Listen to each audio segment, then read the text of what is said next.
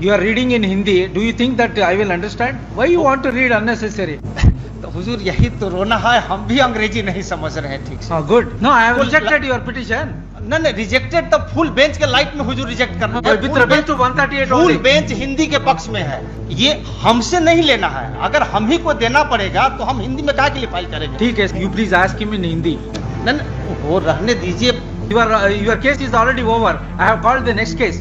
नहीं तो बिना सुने हुए हुजूर आगे बढ़ने का नियम नहीं है। पहले सुन करके हुजूर को आगे बढ़ना है। इस तरह से मतलब आज से हिंदी में नहीं हो रहा। आज भी पटना हाई कोर्ट में सब न्यायमूर्ति सुन रहे हैं। सर हम तो कह रहे हैं कि अनुवादक विभाग से मांग लिया जाए। Full bench अनुवादक decision. विभाग यहाँ है, आजादी के पहले से है। उनको जो तनख्वाह मिलता है उसमें हमारा हिस्सा है, हमारे वकील का हिस्सा है। तो उससे मांगने में हुजूर को क्या जाता है? ये तो न्याय संगत बात हम बोल रहे हैं। देश की भाषा हिंदी को आगे बढ़ाने के लिए और अंग्रेजों की भाषा अंग्रेजी को पीछे करने के लिए।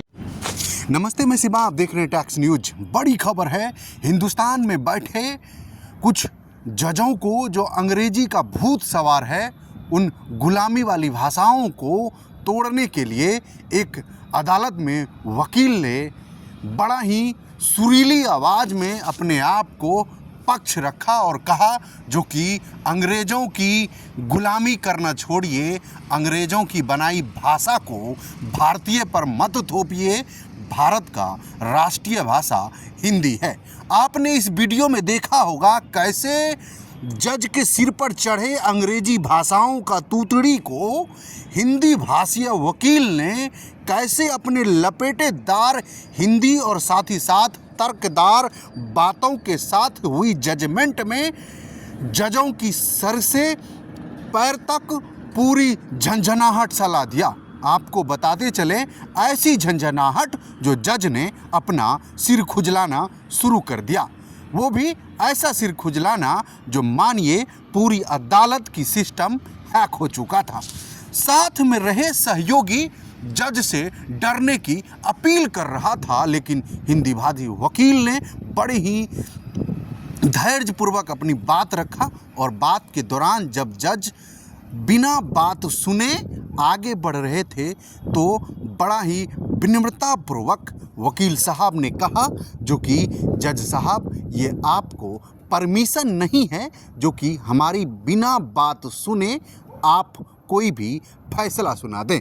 आपको ये धाराओं के नियम जो आप पढ़े हैं वही हम भी पढ़े हैं, इसीलिए आपको जजमेंट तो सुनना ही पड़ेगा, उसके बाद ही आप आगे का फैसला लेंगे। फिर क्या था, जज साहब के सिर से पसीना छूटने लगा और फिर इंग्लिश में वही तोतरीबाजी करने लगे जो तोतरीबाजी भारत के लोगों पर थोपा जा रहा है। आप अगर जिस भी कंट्री में जाइएगा, अगर आप रसिया जाइएगा तो वहाँ पर रसियन बोला जाता है, अगर आप चीन जाइएगा तो वहाँ चाइनीज बोला जाता है। लेकिन इस भारतीय पढ़े लिखे जजों के कपार में आखिरकार क्यों इतनी गुलामी की जंजीर जकड़ा हुआ है, ये बातें तो समझ में नहीं आ रहा है। आपको बताते चलें, जो केस लड़ रहा है उसे हिंदी आती है, जो केस लड़ने वाला है उसे भी हिंदी आती है, जिसका केस लड़ा जा रहा है उसे भी हिंदी आती है, लेकिन जो फैसला सुनाएगा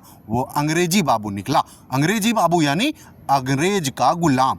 हमें उस अंग्रेज़ों से नफ़रत नहीं है, लेकिन हिंदुस्तान में बैठे उस चोचले लोगों से बड़े नफ़रत है जहां पर हिंदी में काम चल सकता है, लेकिन उन्हें इंग्लिश में ही बकलोलीबाजी करना है और अपने आप को साबित करना है जो कि हम विदेश कि गुलामों का जकड़े हुए हैं, हम अंग्रेज़ों का अभी भी गुलाम हैं और उसी भाषा को ज़्यादा मर्यादा देते हुए फिर रहे हैं। लेकिन दोस्तों, आपको बताते चले, इस वकील ने इस जज का पूरे ही दिमाग को सन्नाटा झन कर दिया, क्योंकि उनकी बातें जो था वो तर्कपूर्ण था और इतनी तर्कपूर्ण जो मानिए उन्होंने यह तक कह दिया जो कि हमारे भत्ता को खाया जा रहा है।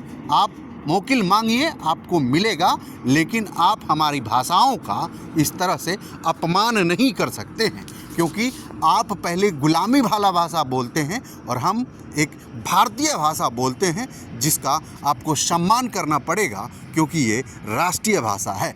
और इसलिए भी राष्ट्रीय भाषा है क्योंकि हिंदी ही इस देश की सत्ताओं पर, शिखरों पर रहा है। बिना हिंदी का भारत का शासन तंत्र भी नहीं चल सकता, भारत की सरकार भी नहीं चल सकता। अगर भारत में किसी को प्रधानमंत्री बनना है तो उन्हें हिंदी को साथ में लेकर चलना ही पड़ेगा, ना कि इंग्लिश बोल के और भारत की शासन पर वो राज कर सकता है।